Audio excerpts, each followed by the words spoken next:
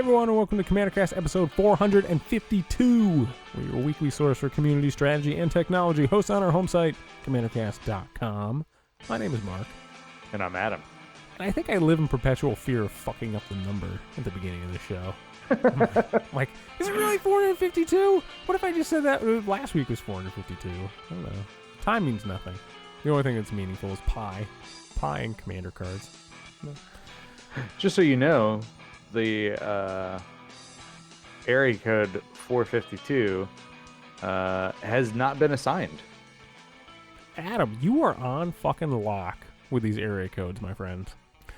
Well, ladies and gents, if you get a phone call from a 452 area code, don't pick that shit up. Yeah, it's scam likely. Scam, yeah. But no scams here on CommanderCast. So Nope. This week we're going to talk about, I guess, the rat race and keeping up with new cards in the community, because we get so many. Like, should you even try to keep up with new cards in EDH? It's an eternal format. Like, does it matter? You know? And then yeah. So we're going like really existential in community this week. In strategy, we're going to talk about some card draw effects, specifically when it applies to your commander. Like, can you or should you skimp on card draw when your commander draws some cards? And then in technology, we're going to talk about some treasure tech. So Treasure. Leave all the gold to the end. So. Yep.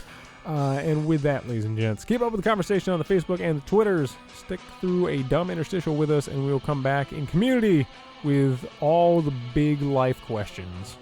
Alrighty,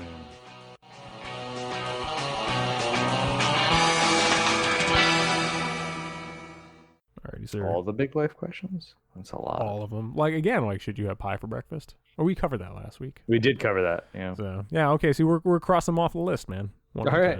One at a time. One at a time. We're good. All right. Adam, I've been playing a shitload of Sega Saturn games.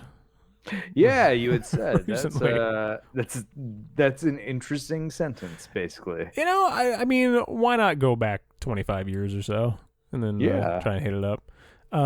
So, yeah, I picked up that controller, that Sega Saturn controller, which I really like. I'm like, all right, so playing some fighting games or whatever. But along with that, in between, you know, when my hand cramps up from trying to do a fucking fireball for hours, I've been playing a lot of Panzer Dragoon Saga. In fact, I'm almost done with it because, as it turns out, that incredibly rare game is really short. Like, I'm almost at the end of it. I'm like 13 hours in, and I'm like, end dungeon. I recall hearing that. Now, just because for whatever reason I got confused as to whether it was so this is a JRPG. This isn't the. Every time I hear that name, I think it's the on rails. You're riding a dragon shooter. So you are right on both counts. So Panzer Dragoon 1 and 2 were on rail shooters, right? And Panzer Dragoon Saga is a JRPG, which you're also on a dragon, but you're not. It's not an on rail shooter. Yeah, but still, I mean, that sounds fine. Like, yeah, I mean, it's cool. I mean, what if, instead of just walking around an area, you just flew a dragon around shit? Like, that's what the stages are. It's so much, but I understand. It's just an avatar. Cool. Yeah, it's just an avatar that you're moving on a fake little screen somewhere, but it's a dragon, so it's fucking automatically cooler. But I know that they're very popular, and I think one or two just got re-released on like consoles for like. I think people's complaint was that they didn't really like remaster them all that well, and like, you know, they weren't worth the money. But yeah, I've never played any of them. I always wanted to. I remember seeing like the screenshots of them back in the day and being like, hell yeah, I need to play that. Like, it's a like badass dragon just like flying all over the place, shooting things. Yeah, no, I'm like, what else do you want to know? Yeah, no. Well, I mean, like people were into Star Fox, and I'm like, no. Yeah, don't do that. No, the remake is very good. They actually updated it. I heard it wasn't great at launch, but I guess they took some feedback, and I just beat. I mean, it was like $5 or something on a sale on Switch, right? And Panzer Dragoon Remake is the one. It's the on-rail shooter. It's on Switch, and it's very good. Like the cool thing about it is you rotate. Like you can shoot in like 4 different quadrants around you. So you know, like things are coming at you from different areas of the screen, and the remake is like the visuals are very cool, especially when you compare it to the original. Right. You know, because the original is like PS1 era, like chunky graphics, and like that's the kind of the issue with Panzer Dragoon Saga. Like it kind of looks like kind of a mess. Yeah. But and you put yourself back, old folks like us, who were back in the day who think like the original Final Fantasy VII graphics were mind blowing. Like if you can put yourself back in that headspace, you're like, you're fine. You're right. So, but yeah, those are a lot of fun. Turns out those games are good. I never had a Saturn back in the day, so I get to experience my youth again. So, yeah, I guess. Yeah. Or just do other things. I never knew anyone who had a Saturn. It was like people who had a 3DO. I'm like, what are you, like a fucking millionaire? I'm like, no, I don't have those systems. It's crazy. The singer in one of the bands that I was in when I was a teenager had a Saturn, and he was the only person I knew that had one. And it was cool. Like there were a couple games that I was like, oh yeah, these are fun. Yeah. Yeah, there are a couple games that are really cool, and then they're like weird offshoots, and there's a bunch of really awesome fighting games out of Japan. Like X-Men versus Street Fighter and shit like that. Oh, yeah. So... And then my cousin had a TurboGrafx 16, which was the only person I knew that had one of those. Yeah. I think everyone knows the one person who had a TurboGrafx. Yeah. The, like, 5 I knew games. no one... I knew nobody who had a Neo Geo. Oh, yeah. No. The closest I came was somebody I knew's uncle had a Neo Geo. Right. But it was like the unmarried uncle who was like 40 years old and just... that was what he did, right. Which is, I guess, who we all aspire to be nowadays. So, I was going to say, like, I would probably buy one, yeah. I'm like, well, I thought that guy was so cool now, and now I kind of am that guy. Huh. Right. Oh, well. But, yeah, with that, turns out Saturn games are kind of fun. So yeah. Do you want to talk about non-video game related things? I do. Let's talk about some Magic the Gathering? Yeah, sure. All right. Community.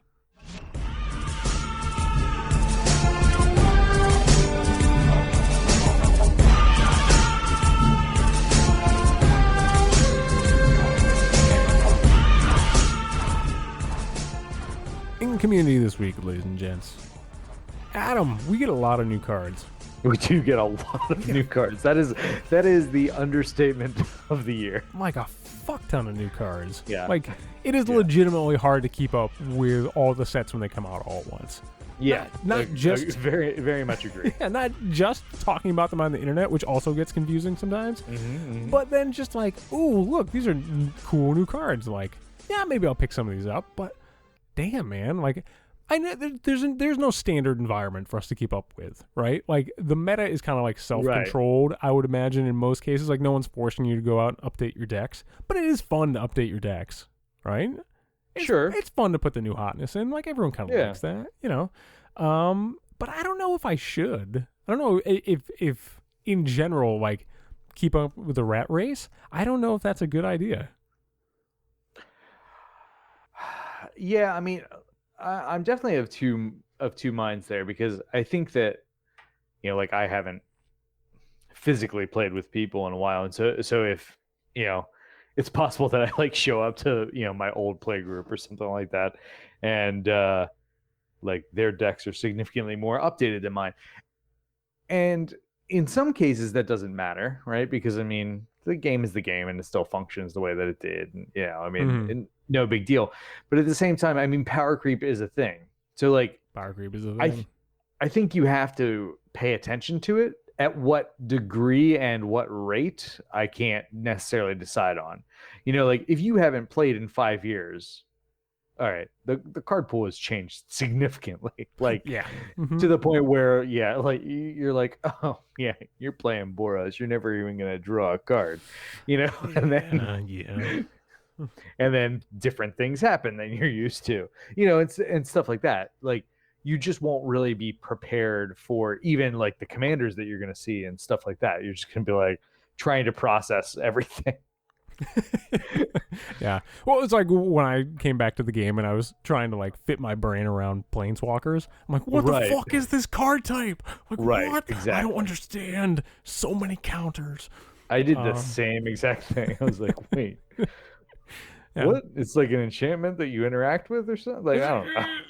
Yeah, like I just kind of like put it off to the side. I'm just like, this is a card. Yeah, I don't know. I haven't played with people physically in a while. I've been playing online a little bit with Phil. A shout out to Phil who does our Power of the Dark Side series. Steven, nicely, I was supposed to yesterday go up and play with Steven up at his local play group. Yeah. But my daughter got me sick.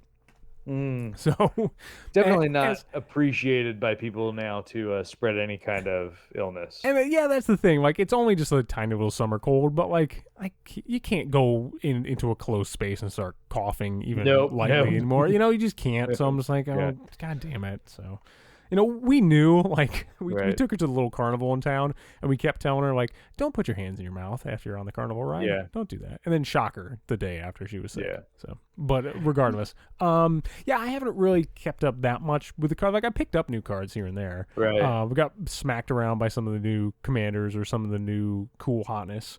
Right. But yeah, I don't know, man. Like, I think that might be. I don't know. Well, it depends on what type of deck builder you are too. Like, there are a lot of deck builders. Like if you follow like Sheldon Menery's articles, like he has like kind of decks that he has built, and like with each set, he'll do a set review from the perspective of what he's taking in and out of those decks. Those are neat. Yeah. Right, which are very neat. It's like, oh, okay, I have this consideration, and I'm taking this out and putting this in.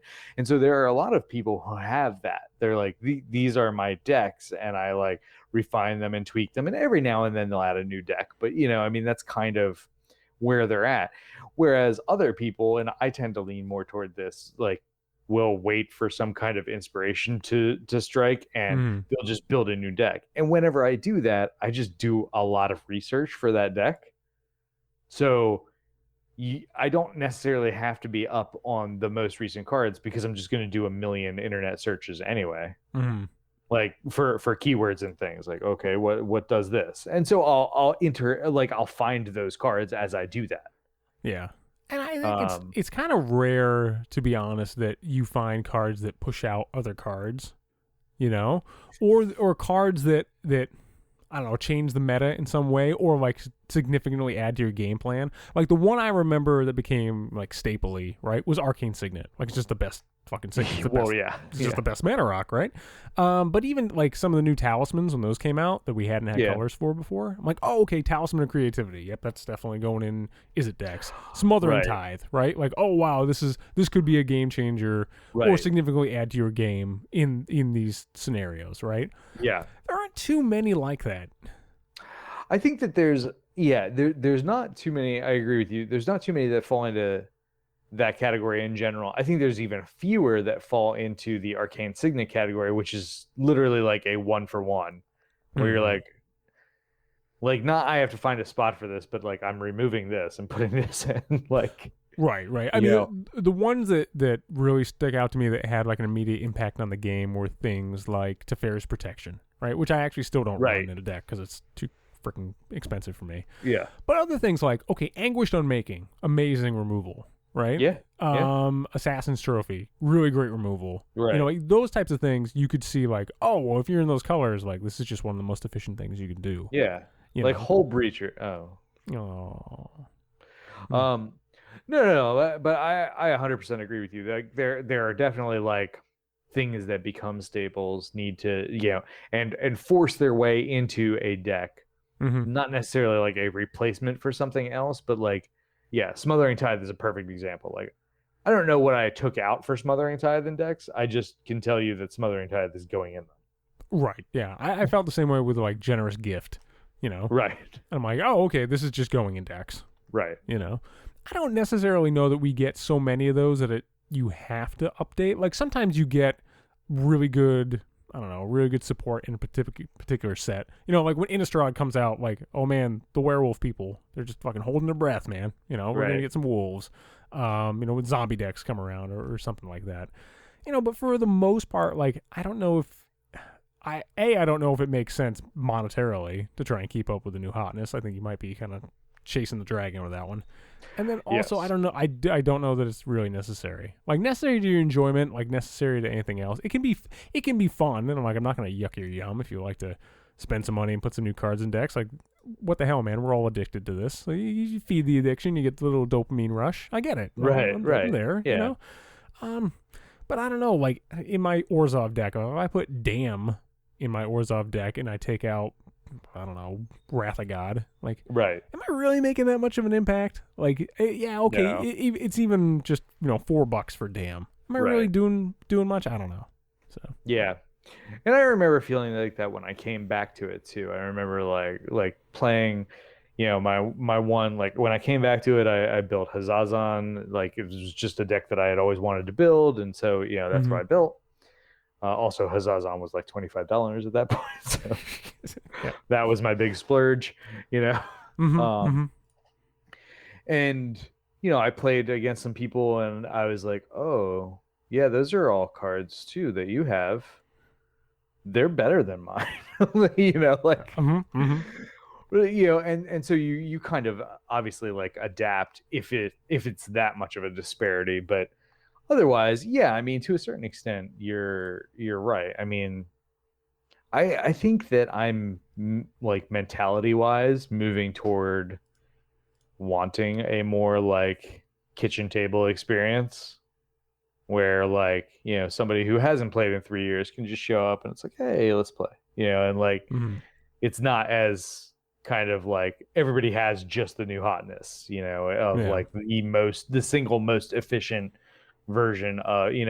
As things creep in some circles closer to CEDH, I creep further away from them.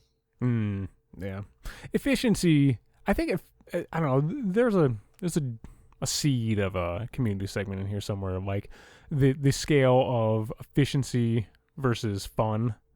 Like I think as the closer you get to raw efficiency, the farther away you get from fun. Like I think that's probably correct.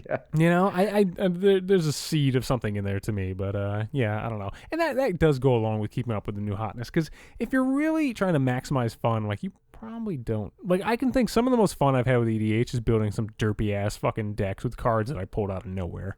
Right.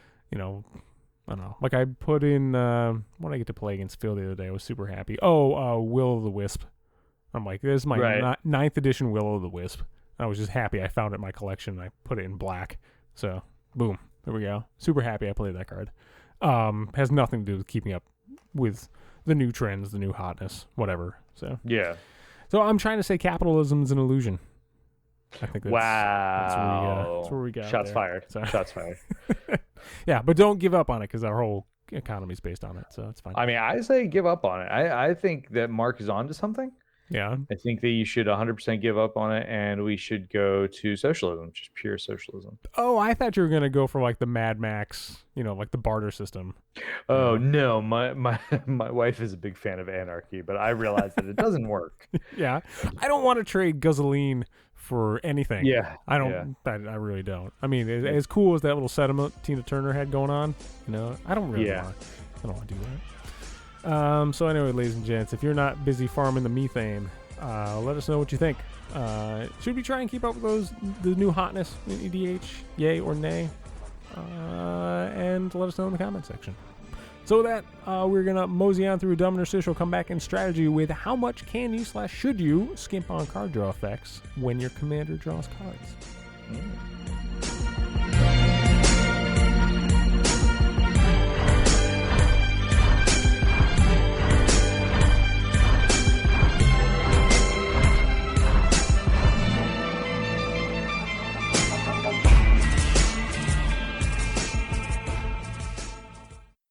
Alrighty, sir. Tell me about some Bo Burnham, who apparently burns all the ham. Right. Yeah, so Bo Burnham put out a new comedy special, which I guess from what I've heard of it, it's comedy special. Might be like a loose interpretation. It's kind of like a performance art type thing where he's like, that he created in seclusion, while he's like sequestered and from the but he had 2 new songs come out from it that just tickled my fancy and kind of danced all over the internet. So I was very interested. But Welcome to the Internet and White Woman's Instagram are both, one criticism that a friend of mine said was, he was like, yeah, okay, so he just took a whole bunch of common tropes. And I'm like, yeah, okay, I don't disagree with you, but they're hilarious. They are 100% spot on. Like, he's, yeah. Like, if you listen to Welcome to the Internet and you're not like, to everything he says, you're on a different internet than I am. You know, I miss the comedy album. I really miss the comedy album. Yeah. You know, I mean, the last ones I remember, man, like they still make them. They do, but I don't know. Maybe this is because I've fallen off and haven't picked them up, you know, or haven't picked up any of the recent ones. You know, I think about, I'm sure they probably do not hold up in the same way, but the old Adam Sandler comedy albums, not Dennis Leary, although Dennis Leary, Dennis Miller. Leary, yeah, Dennis Miller before Dennis Miller kind of fell off the 9/11 cliff and went went insane. Yeah, you know, like some of those albums are really, really good, man. I'm sure they don't all hold up. I have not listened to them in years, but no. But I mean, I remember listening to like even Carlin and Pryor and stuff like that. You know, when I was way too young to do that, I think because my sister's like 9 years older than me, and my sister and my mom had like gone to see Carlin at UConn when he came around, and they had bought like, that's how old it was. They bought it on vinyl. And then brought it home, and like I would like sneak off and listen to the George Carlin album on vinyl, and then I think my sister had a Richard Pryor album on vinyl too, which I definitely should not have listened to when I was that young. But those are, I mean, same thing with Carlin, right? But oh man, so hilarious. Of course, I also remember being the unsupervised latchkey kid who would stay up late to watch. What was the comedy special on HBO that used to raise money for the homeless, and it was Robin Williams, Billy Crystal, and Whoopi Goldberg. Yeah, I don't remember what it's called, but I 100% have watched that. Yes. Yeah, that wasn't too bad though. I mean, like, no, but I'm saying like I should not have been watching that, when I was a kid. I mean, that's not nearly as bad as watching like, I mean, no, I didn't watch hard or like Raw, I didn't watch or I do remember watching Bob Saget like around the time that he was. Oh yeah, and I'm like, wow, this is not the dad from Full House that I remember. No, Bob Saget is pretty dark comedy, honestly. Yeah, but anyway, I talked over your Bo Burnham, so no. I mean, it's fine. Yeah, I mean, I would just tell everybody to, and like the white woman's Instagram one, just like I was rolling the first time I heard it, and I played it for my wife too, and it's just like so many, like just the dumb crap that he brings up. It's like tiny pumpkins. And I'm like, yes, 100% agree. Tiny pumpkins are on every white woman's Instagram. Yeah. What is it with the tiny pumpkins too? Like, you can't eat them. You can't do anything with them. They're just annoying little gourds. I mean, you can eat them. Can you? Yeah, of course you can. Was that like you can eat a sparrow? Like, I guess you could bake it like a turkey, but you're not going to get like one mouthful out of it? Like what? What are we talking here? I mean, in that both of those statements are true, yes, it's kind of like that. But no, I mean, if you had a whole bunch of tiny pumpkins, you can. I mean, even one, like you could take one of those tiny pumpkins and make like pumpkin risotto. Can I just say this is officially the dumbest conversation I've had in a long time, and I instigated it. I totally did. I initiated this, and I am sorry I'm sorry on behalf of the listeners. I'm sorry on behalf of my family. So the next time that your family has one of the tiny pumpkins, just make pumpkin risotto. Gotcha. I'm sure if I say that to my wife, she will probably really love that, and then just have to buy twice as many tiny pumpkins. Nice. Achievement unlocked. Let's get the fuck away from tiny pumpkins. Strategy.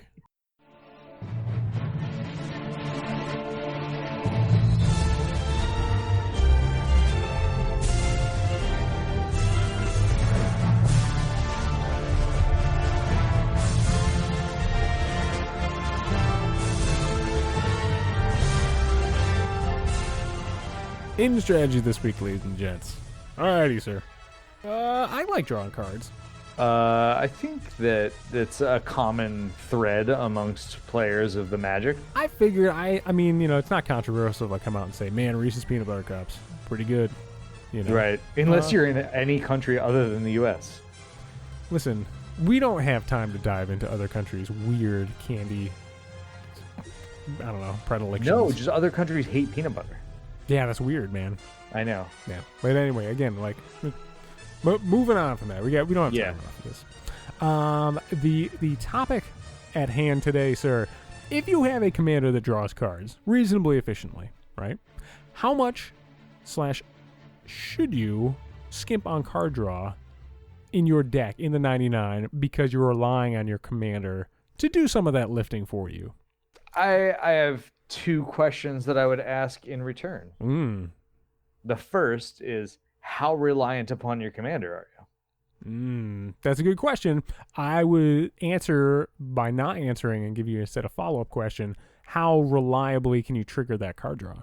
So I think those are the two. And then I have another follow-up question. Is it about pumpkin risotto? It is not. Okay, good. How good is the card draw? What do you mean by how good? Like, are you drawing a number of cards? Like, okay, like let's say that you trigger it, but it's drawing like maybe 1 extra card a round, and by round I mean your turn and your opponent's turns. Sure. Okay.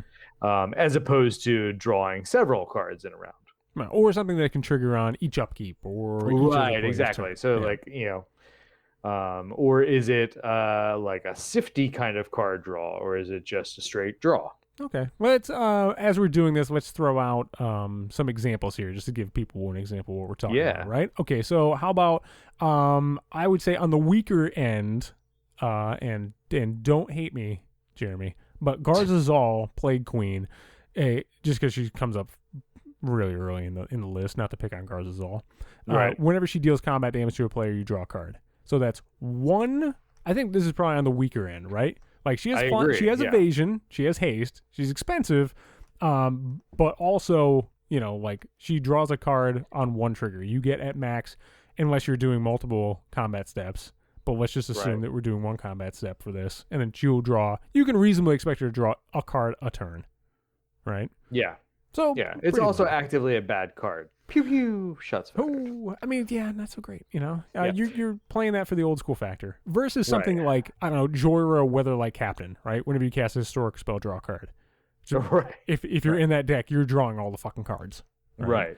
So like, and I would assume pretty easy because most of the time you're playing that Cheerios or super low cost artifacts. So it literally is just do a thing, draw a card. So in those 2 decks, like I mean, as that example in Garzazal, to me that's a bonus. That's not I'm depending on it. So I don't adjust my card draw at all in that deck. I put exactly how much card draw I would normally need. Okay. Because I have a couple things to take into account. 1, it doesn't trigger that often. 2, it's 7, so I'm probably not going to be super dependent upon my commander. Right? So like between those 2 things, I don't think that you should skimp on card draw at all in that deck. Yeah. No, I think that pretty much nails it. Huh. Whereas like if you take one of the ones that I saw that I thought of was SRAM, right? He only costs 2, so you're getting him out pretty early. Yeah. He triggers off of a lot of different things, some of which you can do on other people's turns. It's very easy to do multiple on your turn. Yeah. It's on cast. It's not even when they enter play. You're already in white, so you're not running that much card draw anyway. True. But I don't think that you have to be as reliant upon other sources of card draw at that point, because as long as you can get yourself ramping, like I would probably increase my ramp so that as SRAM got killed, I could continue to cast it. Yeah, no, I mean, the thing that made me think about this was like Yuriko, right? Like Yuriko's pretty much always going to cost blue-black, right? She comes out, whatever. So instead of, and I would find myself with extra card draw spells in hand because I'm like, I don't need to cast this because I already have a fucking bajillion cards in my hand. And so I would think like, okay, I would lower the card draw and increase evasion, increase protection, counter spells, something like that. So, something to keep her alive or otherwise make sure she gets through and triggers the card draw that I need.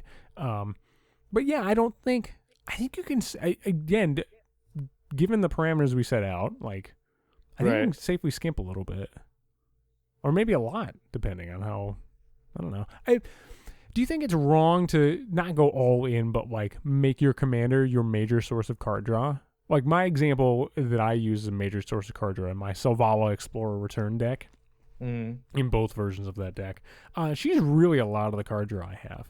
And what I mostly have is like untap effects, so I can trigger that multiple times a turn. Right. And so even if I'm just triggering her twice a turn, like, it's kind of a lot.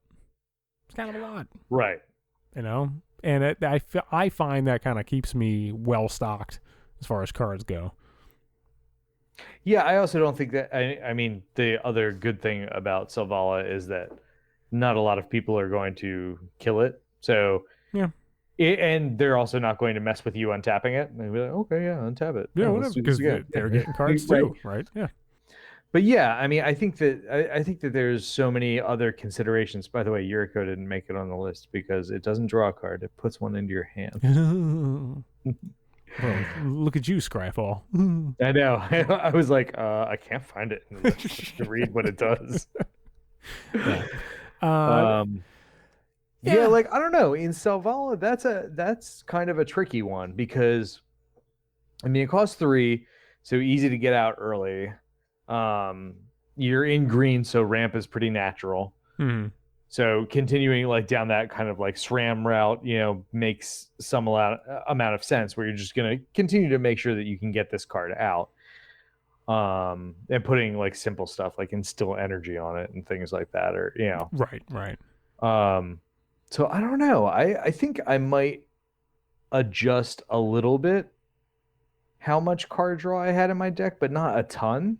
Like this is a medium case to me. Yeah. Let's give one of your favorite new cards a case. I'm gonna assume this is your favorite new card. Sithis Harvest Hand, right? Just an enchantress in your command zone, right? Yeah.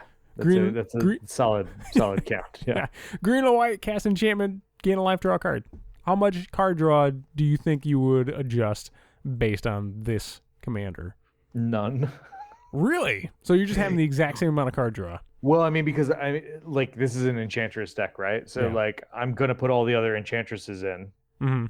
There's no reason to take any of the other ones out. Okay. All right. But your enchantresses are your card draw. Like you're not putting you're not putting harmonized. I don't have other card draw in there. Yeah. That's what I'm using as card draw. So maybe not, you know, a perfect example, but like okay, Gitrog Monster, right? Okay. We can all agree that Gitrog Monster is an interesting card that draws cards. Yep.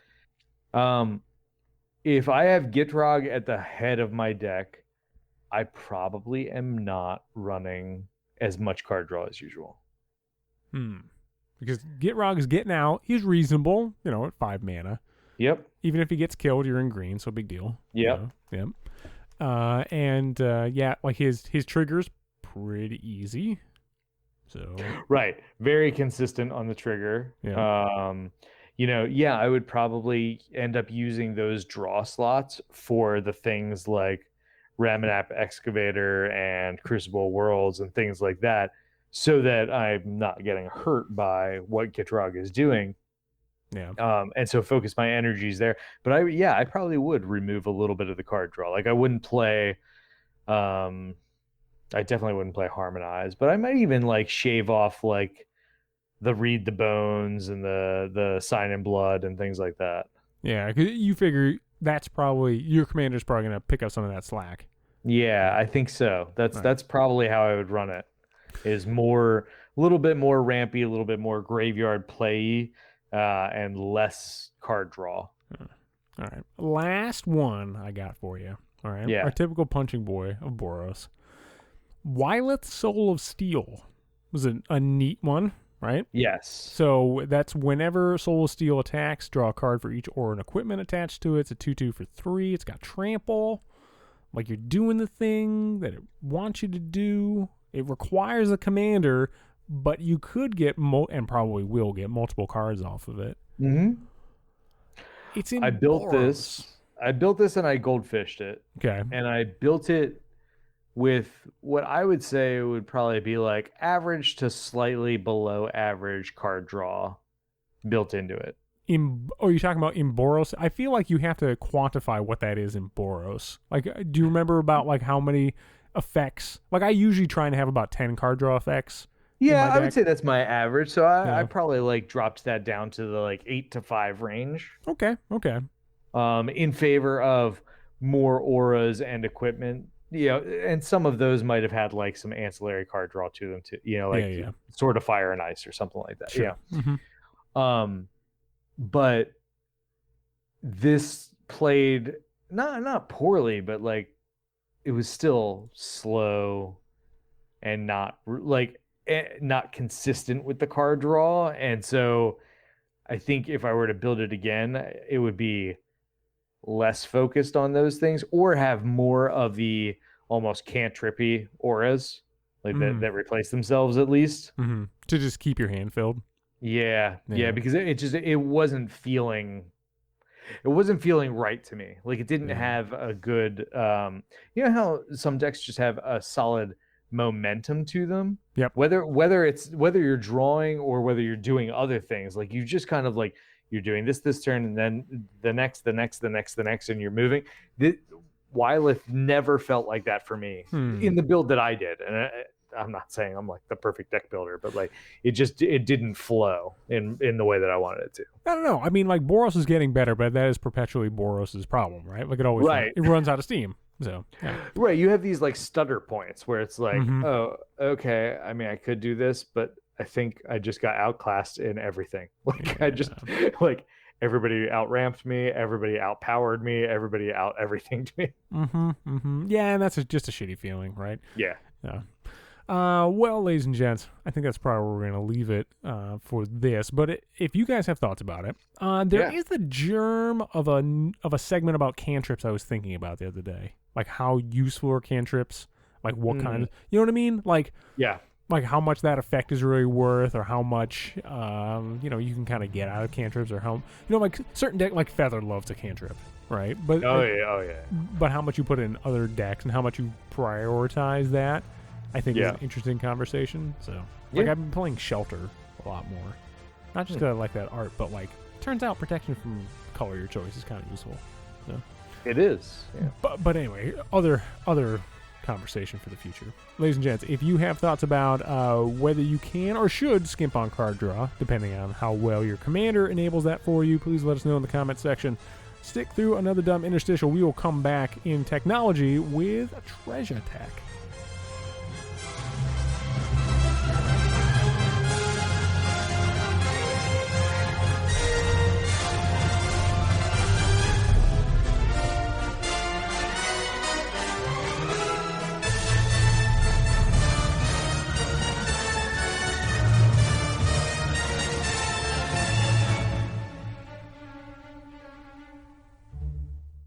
Sir, I bit the bullet. I did it. Okay.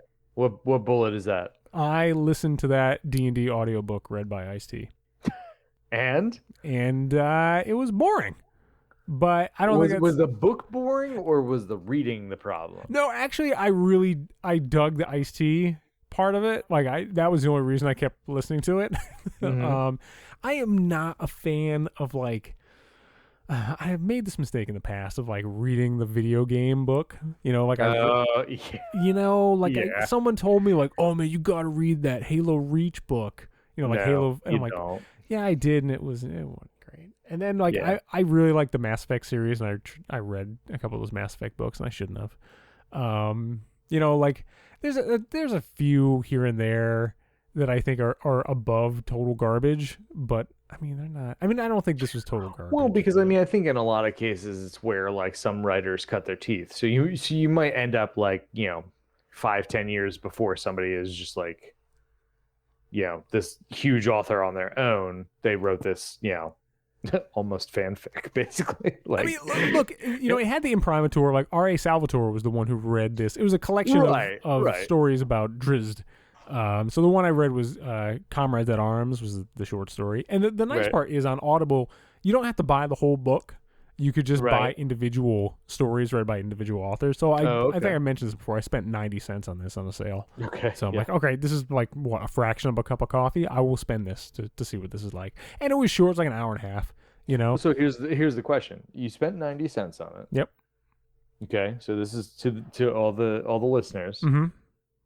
Is it worth my 90 cents? I think it is worth your 90 cents to listen to Ice-T read a book with, in his own words, from a an interview afterwards, Pegasus and shit. So, Oh my god, I love him as a human. That's what I mean. I fucking love Ice-T. You know what my favorite part about this thing is? And I swear to God, I had to listen and re-listen and like rewind it. Okay, so I just want you to imagine, and I imagine the faces and the people in the recording booth when he's doing this, and just not being able to correct him. He pronounces it sword. Oh, I mean, yeah. You know what I mean? And it's hilarious to me because imagine how many times in a D&D book you would say the word sword. Oh yeah, he swings his sword. You know? And like, I can just imagine the audio engineer and the producer in the booth going like, are you going to correct him? I'm not going to. Are you going to correct him? I'm not going to. Whatever. And just like, let him fucking go. So it's the fucking greatest. I love Ice-T. That guy had a whole song about hating on the police. I don't think that he particularly likes sound engineers. So. Well, like, you know, also Ice-T, you know, come on, man, like, pretty prolific rapper back in his day, you know? Yeah. Literally with the, like, crazy, like, plastic wife, right? Like Coco or something? They had the internet show. I don't think I ever watched it, but they did, I don't know if they had a podcast. They had some shit. But they've been together for forever, too. Oh, like, yeah. They've been together forever. Yeah. Yeah, but I mean, I don't know. Ice-T, great human being. And interesting read. It is like a historical artifact. You know, like Ice-T read a D&D book. Okay, I tried it. You know, I'm not a fan of the D&D. John Mulaney has a funny like Ice-T riff. If you want to search that up on YouTube.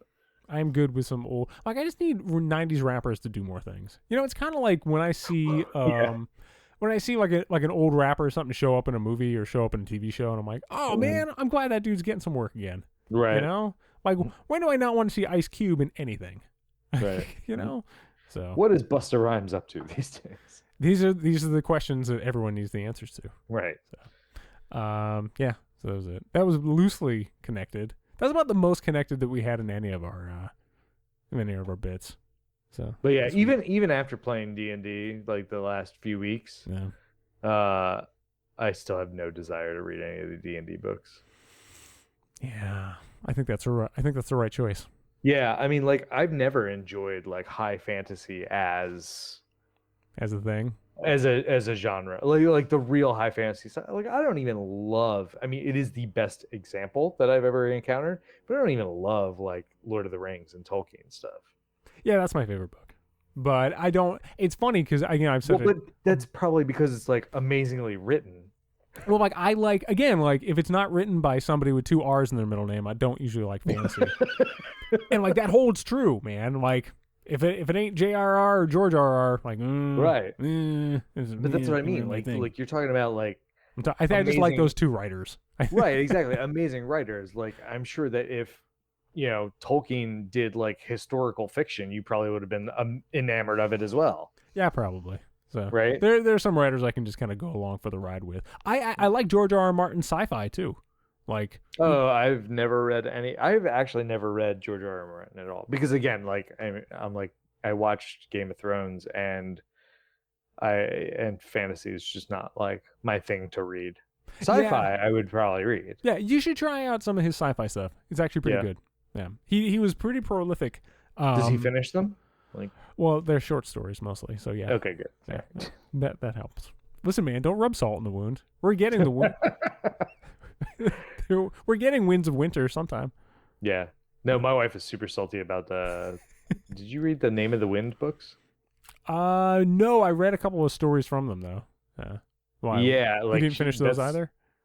No, the 3rd book has never come out. Yeah, Patrick Rothfuss, she like that is like her favorite friggin' book. Like, she loves that book. Oh, okay. Not favorite. I mean, probably like Vonnegut, you know, it's pretty high or something. Yeah, but yeah. It's way up there. Yeah. Huh. Interesting. Well, ladies and gents, I don't know if this is gonna convince you to buy that audiobook, but it wasn't terrible. I mean, 90 cents. 90 cents. Yeah. I mean, you know, I found it on a sale, but I think normally it's like $3 or something. I don't know. Maybe wait for the sale, but yeah, go for it. Technology.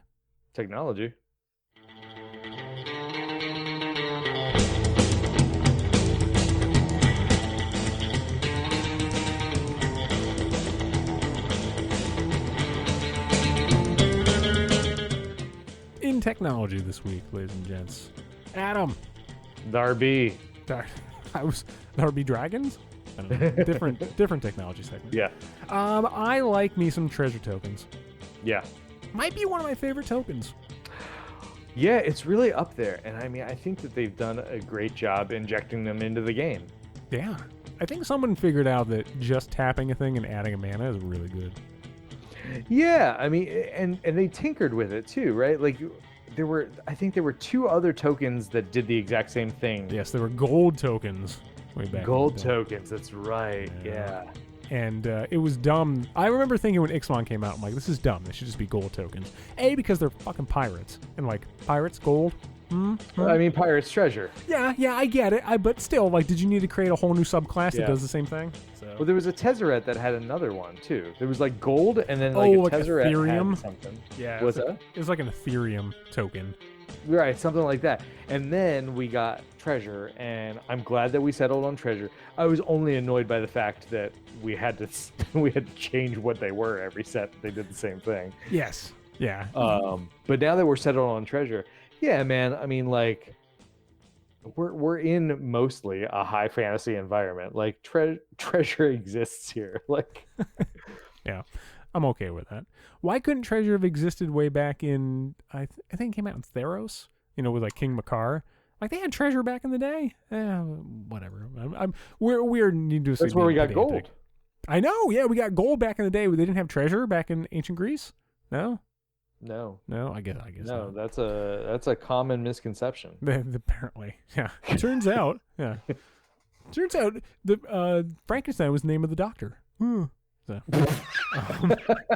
but anyway, I'm just like running down the list of pedantic shit. We assembled a list of some of the best treasure tech that we found in Magic that we like. So we'll go over not every single one on this list, but a whole bunch because you know what, we like this token. This is a good token. I mean, I like tokens in general, but I especially like it when you tap them and add a mana. Can I just say that I kind of want to do the actually thing to people, but now I want to do it like with wrong information. Like, actually, Frankenstein was the name of the author. Sure.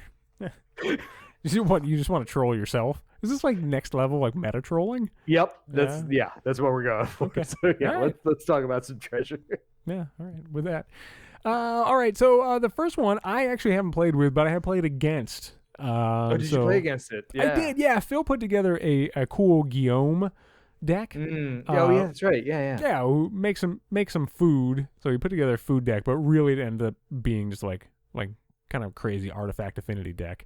And one of the key pieces there was Academy Manufacturer. So Academy Manufacturer is 3 colorless, 1/3. He's an assembly worker, which is marginally useful sometimes. And you can give it +1/+1. Yes, sometimes. And if you would create a food clue or treasure token, instead create one of each. So yeah, I can tell you on the hierarchy, there's a descending order of importance here. Clue being the least important, food being sometimes relevant, and then treasure being definitely the most important. You would think it's the other way. I agree with that. You got to think about how many things you could get actual use from food from. There are cards, particularly most of it came out in Eldraine. They give you some kind of benefit for foods, like Golden Goose can turn into a mana. Like you ain't turning shit from a clue into anything except for that one card, the one tome journal or whatever. So unless you're rocking that Tamio's journal, like clues are clues, and then food and treasures are actually marginally way more useful. So yeah, I wish clues were blue. No, I think Academy Manufacturer is super cool. I love it. And yes, I would most likely use this in relation to treasures only. I don't see myself building a deck around clues or food. No, and the reason why it became like an artifact affinity deck was because there was, obviously the treasures come in super handy. They're always useful, right? But as Phil was beating my ass with Guillaume, like the clue tokens and the food tokens start piling up, man. And if you have anything like inspiring statuary that cares about number of artifacts you have, like they can incidentally be useful in a lot of different ways. So it turns out that like just incidentally creating some kind of weird other token and then getting 3 artifacts out of it can incidentally be really useful. Yeah. But anyway, next one. Next one is Brass's Bounty. So Brass's Bounty is 6 and a red for a sorcery that says, for each land you control, create a treasure token. I have played this card before because I don't know. It reminded me of, now I'm not even going to remember the name of the card, the one that like doubles the amount of lands that you have out. It's a green card. Oh yeah, Boundless Realms. Yeah, yeah. And it's just such a huge swing of mana potentially, especially if you're in like Gruul. So you've been like ramping the whole game, and then you play this, and you're like, oh yeah, I've got big fireball coming at people next turn, or whatever it is, you know. Because you might only need the influx, or you could even play this in like Rakdos, and this is how you end up winning the game with a entry later on in the list. Yes, as a matter of fact. Yeah. Right. So yeah, interesting card. Not the most powerful that we're going to talk about. I mean, costing 7 is prohibitive, obviously. But yeah, good card. Yeah, good. I think really useful in very niche situations. Yeah, I think that's a good way to classify it. Now, the next one is a card that I've always wanted to play, but I just haven't found the right spot for it. Deadeye Plunderers. 3 colorless, a blue and a black. It's a human pirate. 3/3. Deadeye Plunderers gets +1/+1 for each artifact you control, and its activated ability is you may pay 2 colorless, a blue and a black, create a colorless treasure token artifact with tap, sack this artifact, add 1 mana of any color to your mana pool. Why the fuck did I even bother to read that? Yeah, I should have just fucking stopped at create a treasure token. God damn it. Fucking. Yeah, I mean, like, if you're in the treasure deck, like, I played this in, like, a pirate treasure deck, and this thing was never less than a 5/5. You know, if you're even in, like, Esper Artifacts, and you're just doing a lot of treasure-type stuff, like, including, like, Smothering Tithe and whatnot, like, yeah, you can make this guy pretty big, and then he has an outlet on him, like, hey, you've got extra mana hanging around, make another treasure token, you know, kind of thing. So decent card that is mostly just kind of like a big dumb beater most of the time, but with the added benefit of it can make treasure tokens as well. So if your win con is related to that, then this can get you going there, even if it's at a slow pace. Yeah, like even if he ends up being like a relatively big threat, or relatively like medium-sized threat, you know, for 5. Like, I feel like that's probably pretty good, right? I mean, he's one of the better pirates. Let's put it that way. That is a low bar to cross. But it is. Okay. All right. Next one. I don't know if people have heard about this card. Yeah. So, Dockside Extortionist. 1 colorless and a red. Goblin Pirate. 1/2. Whenever he enters the battlefield, create X treasure tokens, where X is the number of artifacts and enchantments your opponents control. Turns out this card's really good because he's $60. Yeah. So, yeah, that's exactly what I was just looking at. Yeah, the card is, it's good, but it's not $60. It is not $60. I'll be honest. Like I have played this before, and you know, when you're usually playing this like in the early side of the game, you get what, 3? Yeah, like treasures? 3 is probably pretty good. You know, everyone has a mana rock, and you get, you know, okay. You play it a little late game, and you pay 2 mana and you get like 7 treasure. Okay, and like, I mean, that's good. It's very good. It's not insane. I mean, but it is very good. I'm not going to argue that at all. Like, you know, so I think it's a little overpriced. But yeah, good card is good. I mean, nobody can argue with that. Like, a little overpriced. I don't know. Right. The next one I have also not played, but I do really want to play. And actually, this is a recommendation by Phil, as a matter of fact. Not a shock, because this is a black card. Forsworn Paladin is 1 black. It's a human knight with menace, 1/1. You can pay 1 and a black and tap it, pay 1 life, create a treasure token. Its other activated ability is pay 2 colorless and a black. Target creature gets +2/+0 until end of turn. If mana from a treasure was spent to activate this ability, that creature also gains Death Touch until end of turn. And his argument for this is like, look, this isn't amazing, but it's a 1/1 with a relevant ability that does some things. And like, you probably incidentally have some mana sitting around. Yeah. And like, you can kind of incidentally get there with this. And I'm like, a 1/1 for 1 with a relevant ability isn't the worst thing, you know? No, I would rather it be, because it requires you to pay more, because I don't think of it as a 1/1 for 1 with a relevant ability. This is a 1/1 for 2 with a relevant ability, because you got to pay 2 for the fucking relevant ability. Yes. Well, okay. That doesn't. No, come on. It is a. No, it is that a matters. Mana. I mean, because if this just said tap, pay 2 life, create a treasure token, no other cost. Yeah, that's amazing. Not right, but it's also not broken. That's a good rare. This also okay. So if this comes out, how about this? I would be happy to see this in my opening hand in mono black, because it comes down first turn, and then second turn you presumably have the 2 mana to pay for it. And if you don't have and you could do a temp ramp one. Yeah, it's pretty good. I'm not saying it's horrible. I'm just saying it's okay. Listen, man, this is a 46-cent card. Like, you know, like I think this is appropriately costed, both mana wise and dollar wise. Like, I agree with you. Yeah, for a different format. Oh, all right. Do we need to talk about Goldspan Dragon? It just makes me sad because this thing's expensive. It's probably never going to get a fucking reprint. I mean, I think we still have to talk about it because it is one of the better cards. Fine. Yeah. It just might be the most amazing treasure tech ever. Whatever. Yeah. So a Goldspan Dragon is 3 red for a creature dragon, 4/4 with flying and haste.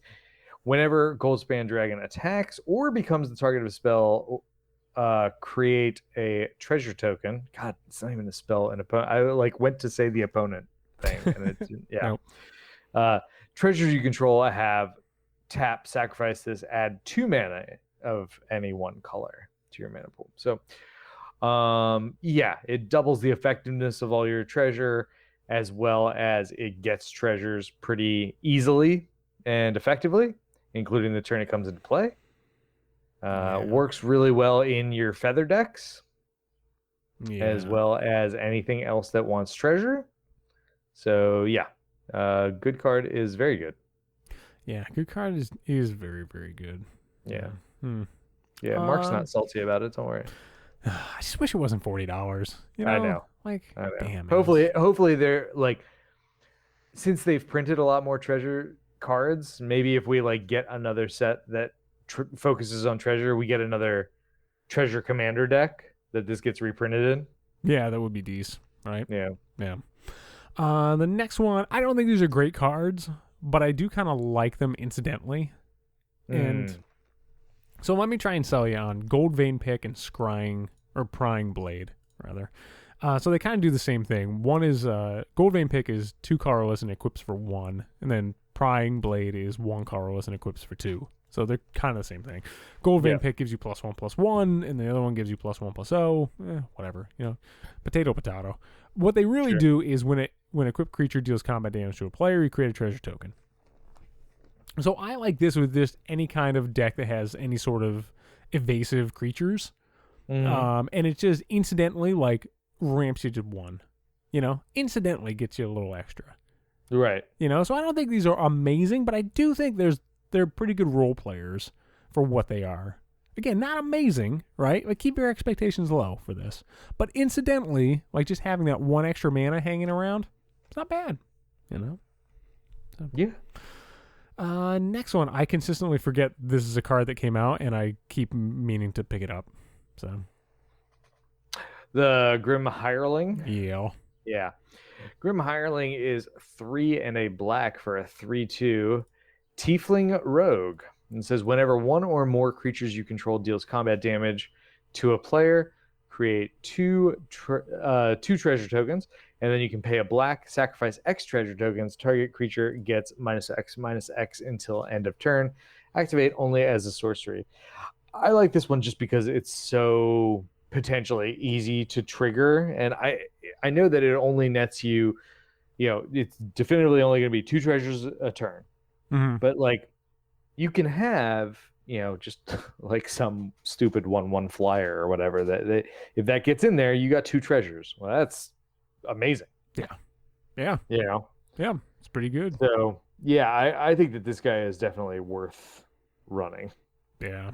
I keep meaning to put him in that silly rogues deck I have. I mean, even just incidentally in a deck that just has whatever, any kind of evasive creatures. Like you said, he doesn't even need to be in a rogues deck. Just no, I mean, if you like, it's a little bit niche in that. Yeah, I mean, you have to have like either flyers or unblockable creatures, or just be in the treasure deck. So I mean, it fits in any of those, but I mean, I think that makes a wide enough pool that it's worth having. Yeah, like it's niche, but it's not like super niche. Right, exactly. It's not like you just printed another good morph card, So what are you talking about? I love morph cards. Yeah, sure you do. Next one, I'm gonna skip down the list a little bit here, and I'm gonna go to monologue tax because I actually don't know if this is worth running. So we talked about this when it came out, and I think I was more down on it than you. I have just goldfished this, and don't get me wrong, it's not terrible, right? Right. But it's okay. It's not Smothering Tithe 2.0. It's Smothering Tithe like 0.4. It's okay. I don't know. I think you might just be better served with another mana rock at 3 mana.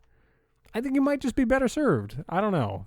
I am not playing this. What I'm hearing is that after he goldfished it, Mark rolled over and was like, "Yeah, that was fine." Mm-hmm. I mean, it was okay. Yeah. Yeah. Which is the most damning praise that any person has ever heard. It's okay. It's fine. I don't think I'd kick it out of bed, but it's okay. Oh, wow. Yeah. Yeah. So, I don't know, monologue tax. Did I even read monologue tax? You did not. I did not. 2 colorless and a white is enchantment. Whenever an opponent casts their second spell each turn, you create a treasure token. And I get it. Yeah, in Commander, people are probably casting multiple spells a turn. So sometimes they're just doing their thing. Sometimes they're just doing their thing. I mean, you're playing against the the spell slinger deck. Okay, yeah, you're probably gonna get some tokens. Yeah, it's a great sideboard card. Oof. You're talking about me damning with faint praise over here. Yeah. Wow. No, mine was intentional. All right, fine. Let's move on, sir. I don't know if we need to talk about Old Gnawbone. I want to talk about Old Gnawbone. All right, talk about Old Gnawbone then. All right, so he's a 7-mana, 7/7 dragon. I'm just going to read the ability. He's flying, and whenever a creature you control deals combat damage to a player, create that many creature tokens, or treasure tokens. Jesus, creature tokens. That'd be insane too. But yeah, this thing is kind of insane. And I see this probably being in the oh god, the Gruul dragon. Oh, Atarka? Yeah. Because it gives all your dragons double strike, and a lot of them end up getting through, and all that kind of stuff. So you're gonna get a lot of treasure tokens off of this, like a lot. What you're telling me is, at a certain point, you're gonna run out of treasure tokens and just need to keep a notepad. Yeah, probably. Yeah, because I mean, I could even see this because in that deck, playing like sneak attack and things like that make a lot of sense. So even if you sneak attack this in, like you get one potentially like amazing, swing. That will pay for the next couple turns. Yeah. But it also goes in other, green decks. Even if you're just going wide, you hit with half of your Saproling tokens. Well, you just got that many, treasure tokens. So, yeah. I mean, it's very good. It really is. I think it's the best card out of that set. Like, yeah. I don't know for our format. I don't know if there's a better one. Yeah. I mean, I would obviously have to go back through the set to look, but yeah, I mean, it's up there. It's definitely up there. I can't argue with that. Maybe it's not like, if it doesn't win the category, it's definitely one of the nominees. So, yeah, I hear you. Next one, man, this has to be probably this is one of the best. One of the best uncommons, I think. One of my favorite uncommons. I'll definitely put it that way. Oh yeah. So Pitiless Plunderer is unfortunately pitiless in the monetary department too. It's fucking $12 uncommon. Jesus. It needs a reprint. Just is never gonna get one, or at least not anytime soon. 3 colorless and a black human pirate. 1/4. Whenever another creature you control dies, create a colorless treasure artifact token. And I'm gonna stop reading it right there. Yep. Yeah. So what does a treasure token do? My favorite part about Pity of Splendor, that doesn't care if it's a token or not. I know. Just whatever. Yeah. Anything dies. Go ahead. Make yourself a token. Yeah. God, it's so fucking good. It's so fucking good. Yeah. I mean, there's a lot of applications for it, and some of those applications are just having it around. Yeah. A lot of times just having the sucker around. Right. Like, it doesn't have to be part of an engine. You still get pretty good, return on investment for just having it. Yeah. It obviously, if you have some kind of engine where you're doing like aristocratic type things or whatever, this can get even more insane, but very good card. Maybe, I mean, like, this is in the like top 5, top 3 with Goldspan Dragon. Like, this is really up there. Yeah, this is definitely for me too one of the best pieces of treasure tech. Yeah. I'm gonna skip the next one. We've talked about Prosper plenty. We've talked about Rag of. All right, we need to talk about Revel in Riches. Yeah, talk about the other one on the list, right? Yeah, yeah. This is the number one for me. I mean, it does have your favorite phrase. So. It does, yeah. So Revel in Riches is 4 and a black for an enchantment that says, whenever a creature an opponent controls dies, create a colorless treasure artifact token with whatever it does. And at the beginning of your upkeep, if you control 10 or more treasures, you win the game. So with a lot of these other like tech pieces that we've mentioned, it ain't hard to get up to 10 treasures. Nope. So the name of the game becomes don't spend your treasures and keep Revel in Riches alive. Yeah. As long as you're capable of doing those things, you can win off this card fairly easily. Yeah. I mean, the giving other opponents creatures to do this is one of my favorite things for that. So like this in Tombstone Stairwell, like, yeah. But I mean, it's also just, yeah, it's so easy just to do this and then just create, numerous other treasure tokens. Like, you don't need... also just do board wipe.deck and like... Yep. Yeah, I mean, you can do that too. You want to commit something to the board? No problem. Like, how easy is it to win with this fucking card, right? Yeah. It's so cool. Yeah, as long as you can keep it protected, then you're gold. Yeah. So I think like mono black with this is tougher because it's hard to protect it. But like, I don't know, this is a go-to win con in Dimir. Right? Oh, yeah. Yeah, absolutely. Or, pick your other bajillion different things. So, very good. Revel in Riches. Awesome card. Next one I will move on to is, we were talking about this a little bit before the show. Man, no one likes the impetuses. No, nobody likes any of the impetuses from my recollection. And I don't know why. Yeah. They're good. I agree.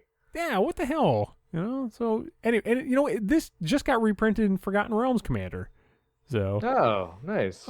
Shiny Impetus. 2 colorless and a red. It's enchantment aura. Enchant creature gets +2/+2 and is goaded. And then whenever enchanted creature attacks, you create a treasure token. Yeah, I like soft removal sometimes, and I like goading. It's like one of my favorite, ideas that they came up with. Like it's great. It's fantastic. Yeah, and this makes treasures. Okay, so they always have to attack. They can't attack me. They might do some decent work against one of my enemies, and I get bonuses from it. Yeah, please. Okay, I know. Like, what box didn't this check? Right. I mean, it costs 3. Okay, yeah. Yeah. All right. But I think you get enough for that. You get a decent amount for that. I agree. And I think that this one to me was the best of the impetuses. Yeah, me too. Yep. I think the blue one was pretty good too, if I recall. Yeah, I mean that was Scry, which is always. Oh, Scry. Oh, never mind. I don't care. It depends on the deck, but yeah. But yeah, I mean, no, I think that this card is perfectly fine. It's certainly great budget friendly removal. Yes. Right. It's 5 cents. Mm-hmm. And yeah, while soft removal, it's still removal. Yeah, I mean, okay, it doesn't take care of a Shieldred. Right, but like it takes care of their big evasive thing or whatever. So yeah, and then it also kind of incidental. Like the thing I like most about Goad is as long as it's not down to you and one other person, like it will just turn the big scary thing towards your opponent, and then incidentally help you out, right? Like you're lowering other people's life totals, which incidentally helps you anyway. Right. Or drawing out their removal at somebody else's thing. Yeah, there you go, right? Like, I don't know, good stuff, man. I don't know what else. Come on, people. What else do you want? Why aren't you playing these impetuses? You know? Yeah, but anyway. The next one that you want to talk about, sir. Yeah, so the next one that I will talk, well, okay, we'll just go to Smothering Tithe, huh? Yeah, I mean, I guess. I like Skullport Merchant, but whatever. We can talk about something else. So. I mean, you can go back to it. That's fine. It's fine. Smothering Tithe is 3 and a white for an enchantment that says whenever an opponent draws a card, that player may pay 2. If the player doesn't, you create a treasure token. Easily the best white card that's been printed in the last 5 years. Yeah, like what else do you need to say about this, really? I mean, like I have heard conversations about banning it. That's stupid. Dumb. I agree, but I've heard conversations about banning it. I've heard people say that it is overpowered. I don't know that I would say it's overpowered. Man, when people get it online, Jesus Christ, it does some work. I'm not going to disagree with that. You know, and it punishes people for being greedy. You know, which a lot of people don't like, and it's mostly because of the tax side of it. You know, it's reminiscent of Ristic Study in that you're like, are you going to pay 2 for that card draw? Are you going to pay 2 for that card draw? Are you going to pay 2 for that? You know, like, yeah, I get it. I really do. Like, I get how annoying that line of play is, but if I'm playing white, it's in there. Yeah, it's just very good. Just very good. It's about time white got something overpowered, you know? Yeah, exactly. So. I mean, you got Swords to Plowshares and that. Yeah, good job, white. Maybe in another 5 years. Yeah. Next one I'm gonna go for is Stormkiln Artist. So I just recently put this in. Actually, I snuck this into a deck that took the place of Hullbreacher, as a matter of fact. And just goldfishing it. Like, I've been kind of liking it. So Stormkiln Artist, I think it got a lot of love at the beginning of like spoiler season for Strixhaven. Yeah. And it's in some combos, and I heard a lot of people talk a lot of sugar about it, and then I haven't seen it really since. But who knows? Maybe that's just me. So Stormkiln Artist is a 3 colorless and a red. It's a Dwarf Shaman 2/2. He gets +1/+0 for each artifact you control. And then his Magecraft ability is whenever you cast or copy an instant or sorcery, create a treasure token. Yeah. I see a lot of potential applications for this. I mean, you know, you can play it fairly casually in like an affinity-ish type deck that's like, is it affinity? Like, I think it could be fun there. It seems pretty busted in like a storm type deck. Yeah, I mean, that's where the combos come in, right? Right, exactly. I mean, there's so many like cantrippy 1 mana that you can just chain together with this because it's generating mana while you're generating card advantage. I mean, the thing I always went to when this card was spoiled was this and Archmage Emeritus, which I'm also surprised has not caught on more. You know, which is just cast or copy a instant or sorcery, then you draw a card. So like this Archmage Emeritus and just keep on going. Right, and brainstorm. Okay, maybe filter top your library, you're okay. Like, yeah, man, I don't know. This looks really good to me. But yeah, I agree. I think this goes into probably isn't played enough, and it's a really cool card. Yeah, I mean, I think that this will easily find its place. I mean, it could be the issue that it costs, 4, which scares off some of the more competitive players, probably. The higher tier decks, and those tend to be where Storm lies, is with those kind of players. So maybe it's just like a personality conflict almost, but okay, all right, I can see that. But yeah, I mean, I think that the card is very good. Yeah. I would definitely play it. This is making me want to play like a is it artifact thing though, because there's quite a few. Is it artifacts pretty good? Newish pieces for it, yeah. Yeah, fun. Maybe a Prismari deck. Notably left off our list. Yeah. Next one. My next one is going to be Surly Badgersaur. Surly. I love everything about this card, like from name to like creature types, like everything. Yeah, great. he's pretty good. I mean, how are you not gonna like a badger dinosaur? How? Right. Yeah. If you don't like a badger dinosaur, you get off my lawn. Yeah. Well said. So Surly Badgersaur is 3 in a red for a 3/3 badger dinosaur. Whenever you discard a creature card, put a +1/+1 counter on it. Whenever you discard a land card, create a treasure token. And whenever you discard a non-creature, non-land card, Surly Badgersaur fights up to 1 target creature you don't control.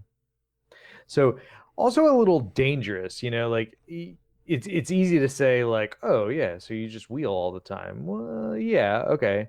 But when you discard 2 non-creature, non-land cards, then it has to fight twice in a turn. Yeah, and it probably dies. Good possibility, unless you're just taking out their mana dorks or something like that. Yeah. So you do have to be careful with it, but I love these type of effects. What was the first one that did this?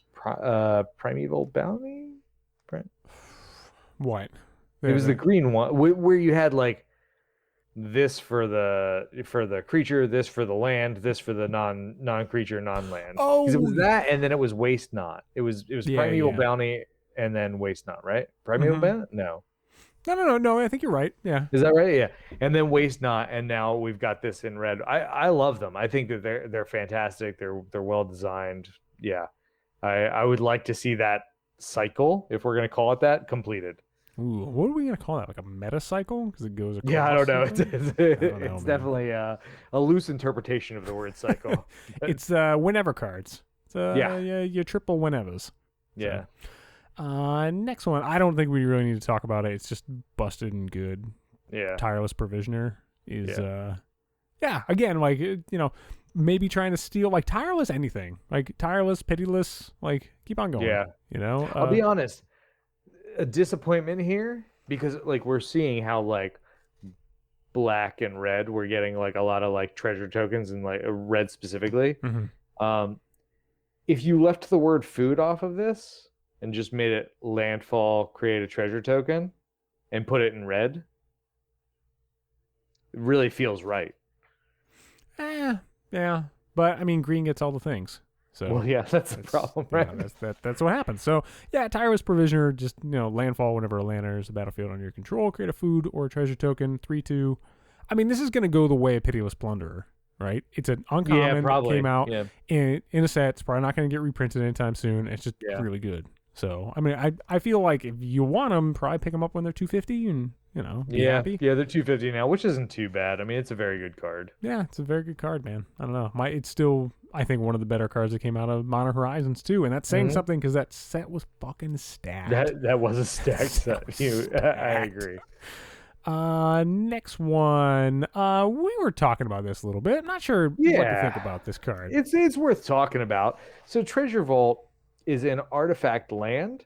You tap it for a wingding, and then you can pay XX and sacrifice it to create X treasure tokens. I'm not sold. I think it just goes niche. Like, how much do you want this in the in the Revel of the Riches deck? Right. I mean, I guess you can put it in the Revel of the Riches. I think it honestly goes more niche than that. I think it goes in that affinity, the one that we're talking about, because it's an artifact land. It on its own adds value. And then yes, if you need that kind of like boon at some point, you can do the other thing. But I don't know. It's always been one of those weird ones. Or always. It's for the last month. For the last month has existed. Yeah, it's been one of those weird ones. I don't know that I'm a big fan. I mean, I'm gonna give it a shot. I mean, it's still a little pricey for me at $7 something. I'm like, that's a stupid price for that. That card should be $2. Yeah, it's like, this is not worth this much money in real dollars to me. Like, 2 coffees. I don't know if this is worth 2 coffees. It's not worth 2 coffees. I agree. So, so we'll see. But shout out to Jeremy in the comments who had turned me on to this one because him mentioned it was an artifact land. I'm like, ooh, I totally glossed over that. I'm like, that's very cool. So, the last one on the list, fair to say? Yeah, last one on the list. Also from the new set that just came out, and we talked about this. Zorn. Carlos. Yeah, I don't know. That's a weird fucking D&D creature that I like. Yeah, I don't know much about them. I don't know, but just look at that thing, man. Well, yeah. I mean, obviously, it's cool. That thing just looks like a scaly chair that's really pissed off. So I'm down with that. Just an elemental 3/2, 2 colors and a red. If you would create one or more treasure tokens, instead create those treasure tokens plus an additional token. Yeah, I love me an additional. Just give me an additional. Yeah, just one more. Just one more. That's all I'm asking for. One more. What's the big deal? I feel like that's very American. Buy two, get one free.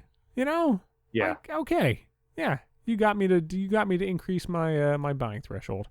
So sure. Do I need 3 cases of soda? No. But if I buy another one, I get another case of soda that I also didn't need. That's true. You drive a hard bargain. So, God bless America. Like buy one, get one free on beer at places. Really? All those happy hour deals. Oh, then do it. I don't know, but you got better happy hour deals than I do. So I mean, just go to Chili's. Then I have to go to Chili's. Well, you're right. That's the problem. Right. Which is also another very American thing. Yeah. I'm like, do I want to go to Chili's? No. Yeah. No, that's definitely the answer is no. They have good margaritas. Do they? Yeah, my wife likes their margaritas. I don't like margaritas in general, so that's, Okay, well, I mean, hey, what are you gonna do? You don't like the margaritas? I mean, look, if you're gonna go to Chili's, it's kind of like Applebee's. I'm never gonna pick to go to Applebee's, but like I can find the things I would eat at Applebee's if I go to the Applebee's. Yeah. How did Applebee's survive the recession? I don't know. Like of all the restaurants, you're like, Applebee's. It's kind of like I have a secret theory. Like around me, there's this Oriental rug place, and I'm like, how is that still in business? How do you keep selling Oriental rugs? First of all, who needs more than one? Who needs the one? Right. As a matter of fact, but yeah, whatever. I'm not saying it's a front for the mob, but maybe. Yeah, a Zorn is a really strange creature. Yeah. I'm telling you, man, scaly chair is where I'm going with that. It sniffs out gemstones and precious metals, then tunnel through the earth and rock to consume those treasures. It has 3 legs and 3 arms. And 1 eye? And a mouth on its head. Yeah. The mouth on top, I don't know if I'm down with that. Although it does make a straight shot down to the poop chute.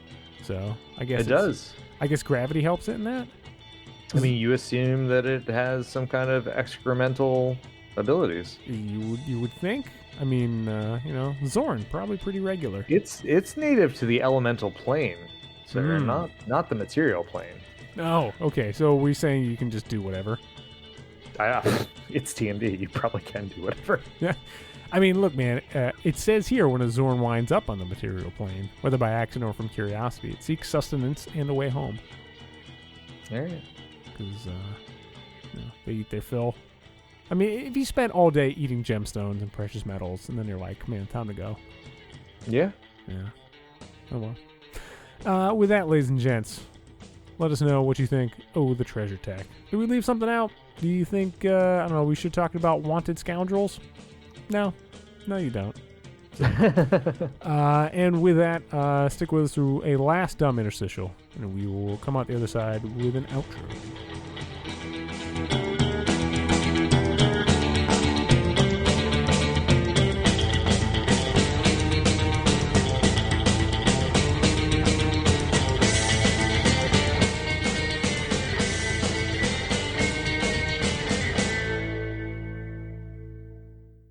Adam, I habitually give 0 shits about the Olympics. I wouldn't say it's habitual. Like I don't mind watching a sporting event. I am not one of those people who like tries to become an expert on swimming during the Olympics or anything like that. But like Like if I catch the Olympics on TV, I'm like, oh, this is interesting to watch. People compete. That's I cool. only care about the really weird ass sports like the biathlon. What's the biathlon? That's the one where you ski and shoot. Oh, is that what that? I thought. Yeah, that's what I. That's something else. But yeah, I know. I like that one. That's yeah. cool. It's like the weird James Bond.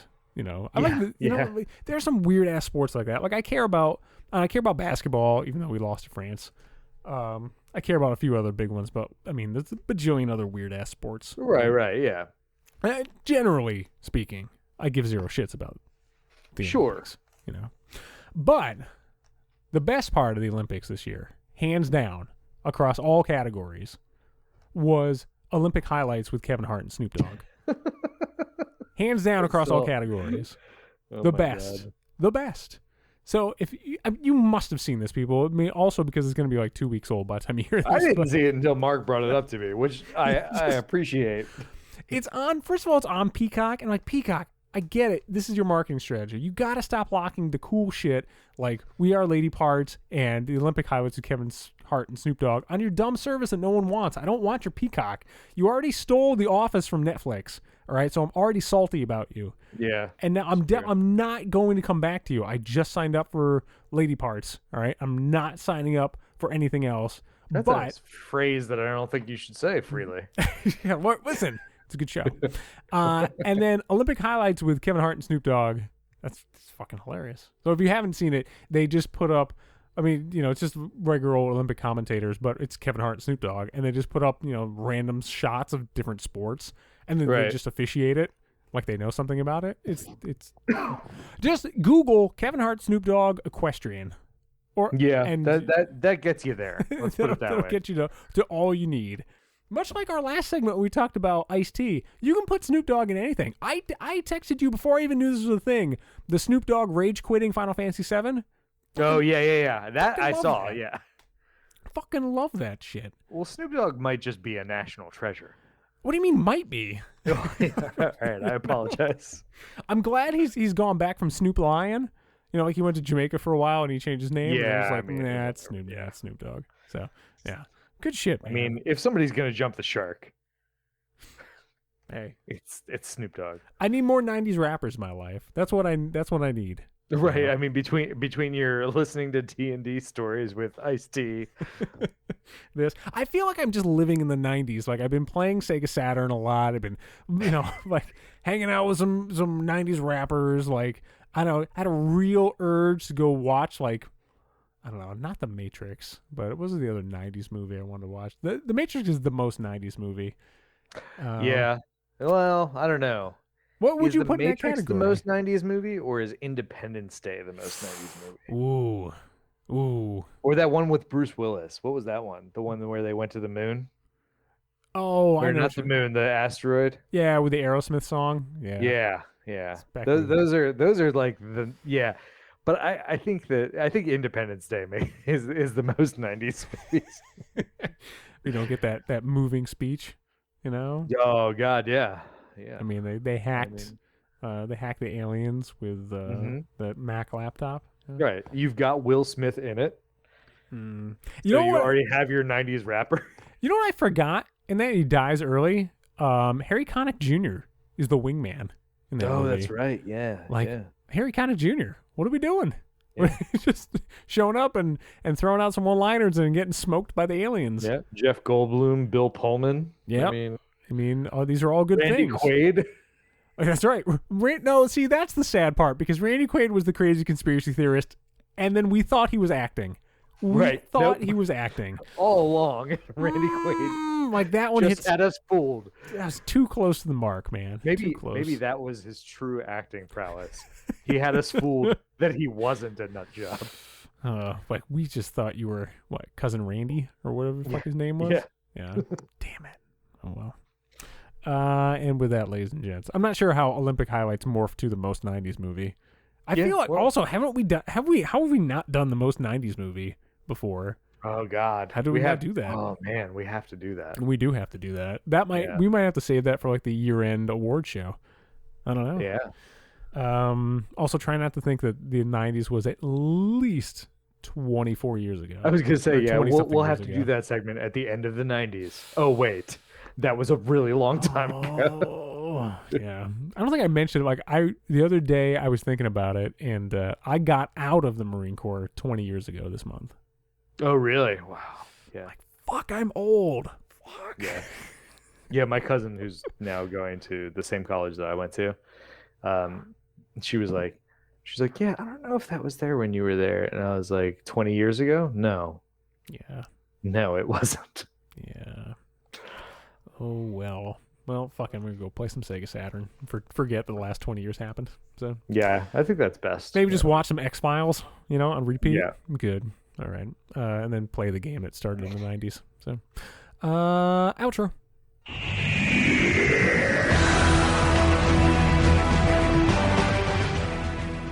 Alrighty, sir. We have come to the end of another episode. We have 452 in the can. I thought it was going to be more momentous when it was coming. I mean, 452 isn't exactly you're not even coming at me with a prime number. It's not even an area code, as we've already pointed out. So what the fuck? 452, you're nothing. This is a nothing episode. That might be the title of the episode. Not even an area code. I spit on your grave, 452. Fucking 452. Come at me when you're 453, fucker. Right. Yeah. So Adam, if people want to hit you up with also not area codes, where can they hit you up? I can't wait for the 3-number sequences that I get on Twitter. Yeah. 155 in the house. Right. Yeah, you can hit me up on Twitter at God, forgot what it was. You can hit me up on Twitter at Squire9999. That's very good. That's very good. Ladies and gents, if you want to hit us up with non-area code information in the comments or anywhere, commandercast@gmail.com or on the Twitters at CommanderCast. Be sure to check out our CommanderCast Facebook page, and a big thanks to everyone here at the CommanderCast Network. We will see you next week with more community strategy and technology. So until then, let's get it!